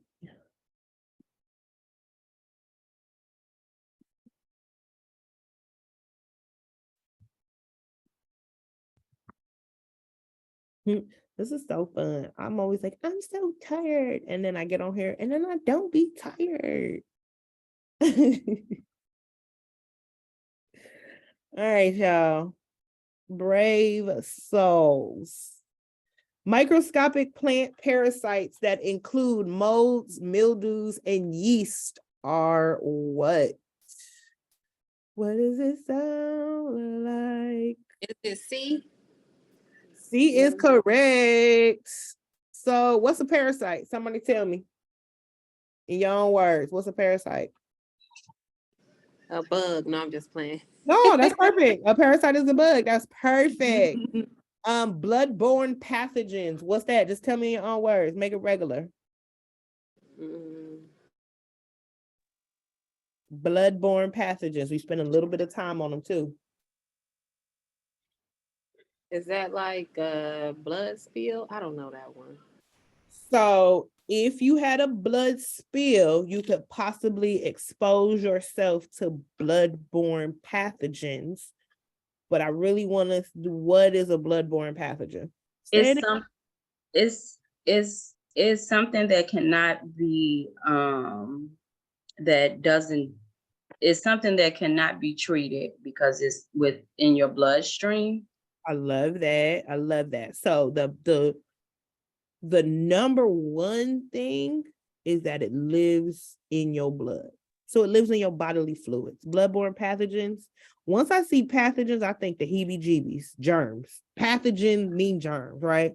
Bloodborne pathogens are the germs that live in your blood or other bodily fluids, like breast milk, urine, spit. Sweet. State regulatory agencies include which of the following? The boards of cosmetology, health departments, licensing agencies, or D, all of the above? D. D, that was easy. We just went through that. Let me see. Clear that out the way. The type of immunity that the body develops after overcoming a disease through inoculation. Where you at, Natalie? You over here? All right. So it's a whole bunch of words in here. The A type type- of immunity, that's important because we talking about it's different types. We got options. So the type of immunity.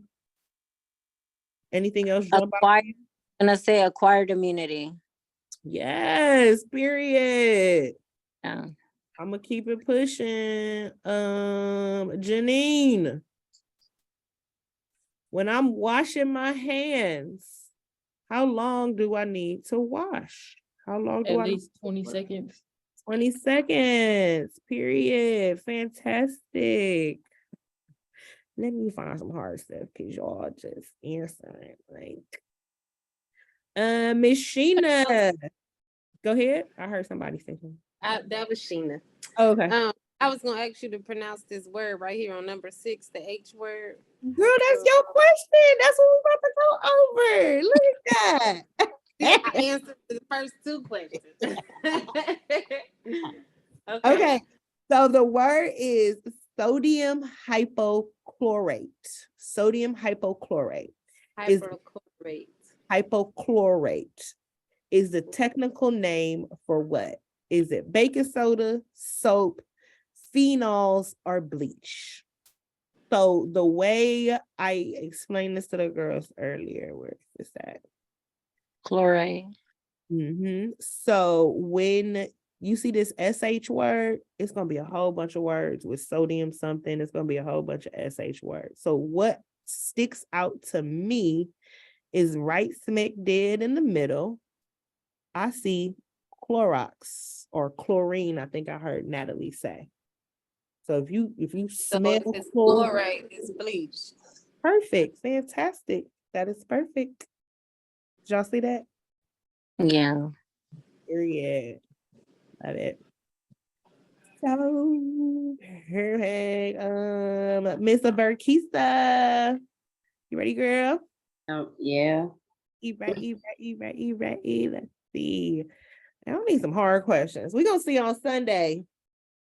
I can't get that coxy or clockside or whatever that's spirilla. That is annoying to me. I can't get it. You just think about, I mean, for me, when I look at the word coxy, I literally see a bunch of circles. I see round bacteria. And all the time I was in school, they didn't make it that simple. Now it's starting to come to me, but it's like as long as I've been studying this, you would think I would know it. And you ask what's the 3 main, and I'm like, And then too, you got to think about you're not using this information. I guarantee if I was asking you something about underbraid over overbraid, like that stuff you use. That stuff you ain't not using this. All right, let's go. Number 9, a safe and useful type of disinfectant commonly called quartz is what? Be careful, girl, and read. Slow down, figure out what she asking you, and really read all the multiple choice questions. Number 9. Number 9. Safe and useful type of disinfectant. I think it is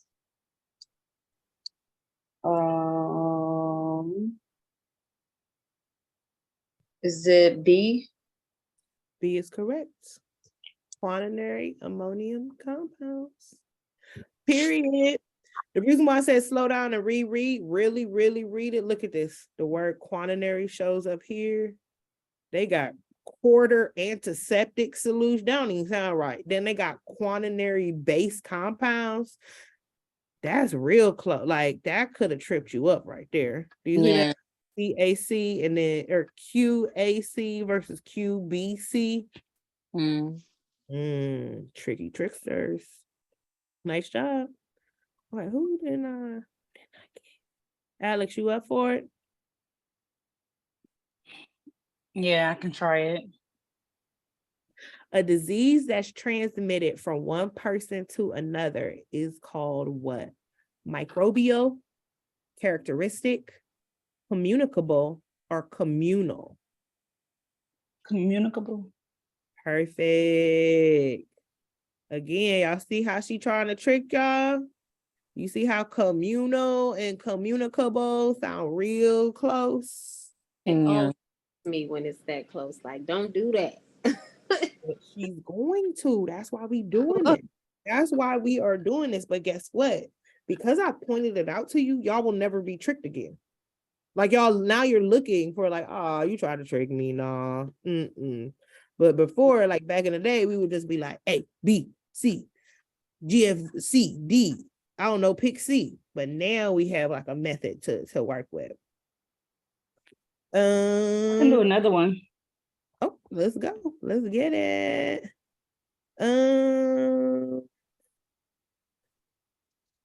Do 14. Inflammation is characterized by which of the following? Swelling. Well, all of them. See that? That's why you want to slow down. Yep, you were correct. It's all of them. I know, because But when I say how swelling, our I'm automatically like swelling. But yeah, then when I look at it, I'm like all of them. that's how our brain works, where we just answer. But you are correct. It is D, all of them. Somebody do 11. Just jump on in, or I will pick. So we did 14. It's skin disease that is caused by itch, mite. Itch mite is important. Contagious is important. I think I heard it. What is it called? Scabies. Scabies. Fantastic. That just made me itch. Listen. Y'all ever seen my lice video? I'm showing y'all my lice video. No, Y'all ain't never even heard. Well, my former students have heard my lice video before, but I don't know if they remember it. Janine might remember it, but that made me itch. the first time I saw lice, I was a little baby hairstylist, and I was just scarred for life. As an educator, do you not know like lice come into the school? So they're like, you're the teacher and you like you're the grown-up in the situation. You like, you need to leave. You don't ask them to leave like that, but you absolutely can request that they leave. I think I would freak out, knowing I shouldn't be freaking out, but I'm me and bugs is not it. I think I would like, oh shit. It's real. Let's see. Number 18, together, the active and an inactive or spore forming stage of bacteria are referred to as the what? What is that process called?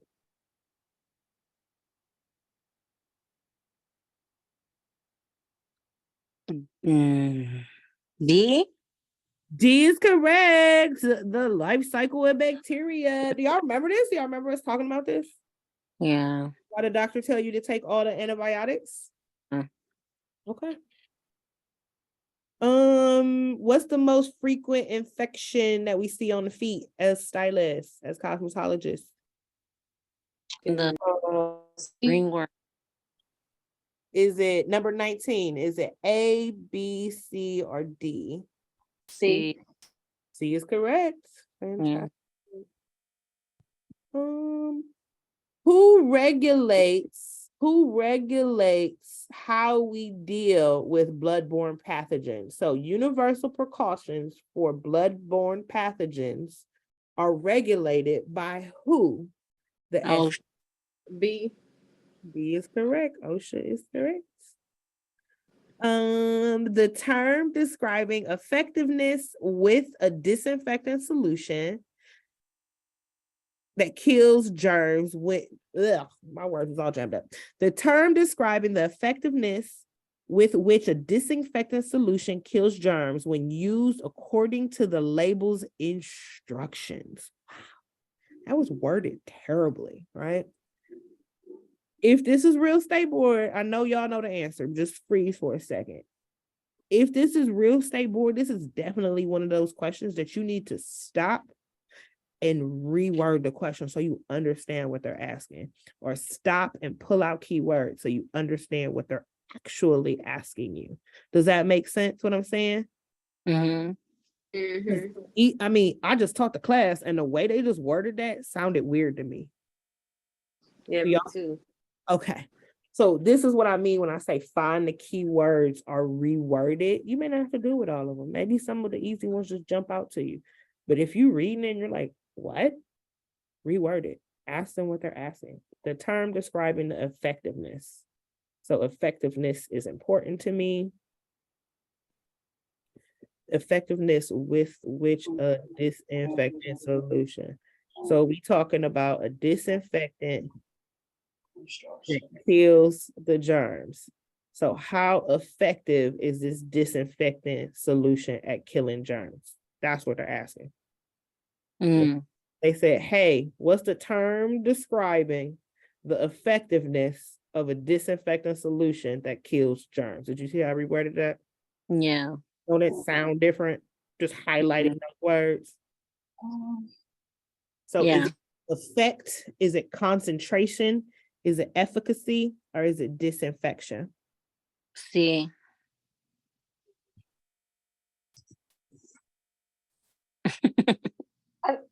Is it B? Nope, it's C. It is? Oh, okay. Oh, that was me snapping and clapping. Oh. Right. Snaps and claps. I'm gonna have to keep going over that one.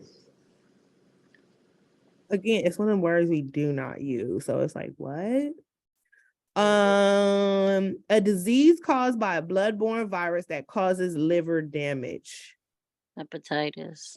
Fantastic.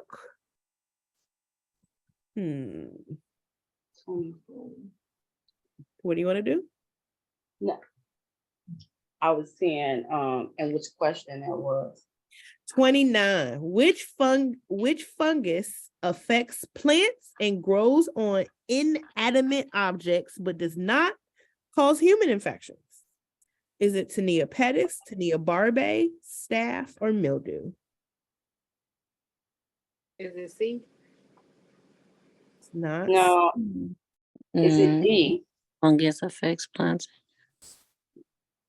So D. it is D. It is D. Yeah. So again, this may be one of those questions where you have to figure out, like, wait a minute, what are they talking about? So which fungus affects plants? So they're saying which fungus affects plants, but does not cause Human infection. Does that make sense? I think it was the inanimate objects. Like, what? Huh? So they're just saying, like, hey, mildew grows on things that's not alive.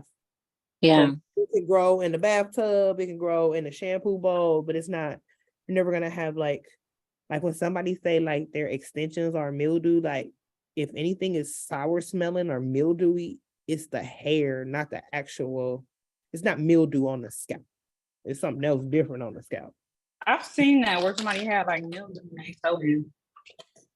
How much you say? That you saw what? Was it in the weft of the tract and not on the scalp? So if you see mildew, like what people are calling mildew, it would live in the hair, like in the hair, like in the false hair, and not on the scalp. Right. It was like, I don't know, it was nasty.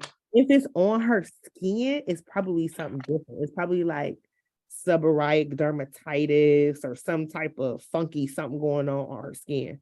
It could be a fungal infection on her skin, but it ain't mildew. Yeah. It smell like it. Yikes. Was she your client? Was you like, girl, do not keep... No, I seen a video of it. It was a video. Oh, yeah, okay. I know what you're talking about. All right, the invasion of body tissues by disease-causing pathogenic bacteria can result into what? Make sure you know what she's asking before you answer. And which question is it again? 30, I'm sorry. Invasion of body tissues of disease causing infection. That's right, period. Last one. A parasitic submicroscopic particle that infects and resides in the cells of a biological organism is what? If I read What this. What question is this? This is 31. 31. Okay. All right, I'm sorry. I should have said a number or highlighted at least. So before you just jump and answer, pull out what's important. That infects and resides in the cell of a biological organism. You can highlight all of that. Okay. So it's not an actual parasite. It's behaving like a parasite. That's why they're calling it parasitic. The term submicroscopic means even smaller than a microscope. It's B. It's B, and it resides inside the cell. Now, that was super easy when you got me breaking it down. But this is how you're gonna have to break it down when you guys are alone testing, right? Submicroscopic, resides in the cell. Literally imagine, like, what are they talking about? Because if we were talking about a legit parasite, that's just a bug that lives on a host. A parasite isn't submicroscopic. So the answer can't only answer a portion of the question. It has to answer the entire question. So that is, how we feeling? Good. Yeah. What questions do you guys have for me? Bloodborne pathogen is basically because I went back to my notes. And bloodborne pathogens are microorganisms that live in blood and bodily fluids. And you said HIV causes AIDS. So bloodborne pathogens basically has to do with AIDS. HIV is one bloodborne pathogen. Oh, it's an example. Hepatitis is another bloodborne pathogen. Oh, okay. So bloodborne pathogens basically a disease. Bloodborne pathogens are germs that live in your blood or other bodily fluids. Okay, should it be from what you said earlier? Well, I guess I'm thinking of it more of fluids, bodily fluids, not just blood, right? Both. It's all of your bodily fluids. Any secretion, any spit. Would it also be MRSA too? So MRSA is a bacterial infection of the skin. Oh, okay.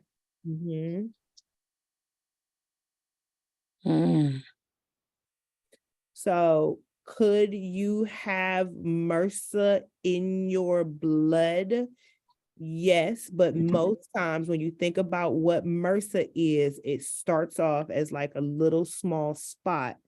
It doesn't go into your blood. That's usually the end of the disease. That's what kills you. Does that make sense what I'm saying? Bloodborne pathogens just kind of like hang out in your blood. And if you come in contact with that blood, you're exposing yourself to those bloodborne pathogens. Okay. Good questions. What else?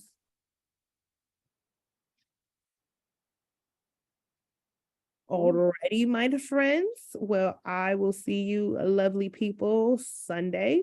I'll shoot you out an email between tomorrow and Saturday with the tests we're going over. So then that way you guys can work on it. You know, I get the video all uploaded, and you all have a wonderful evening. You too. Thank you, Crystal. Thank you. You too. Guys later. Bye. Hey, about to go feed my baby. Well, hopefully she sleep. Ooh, please.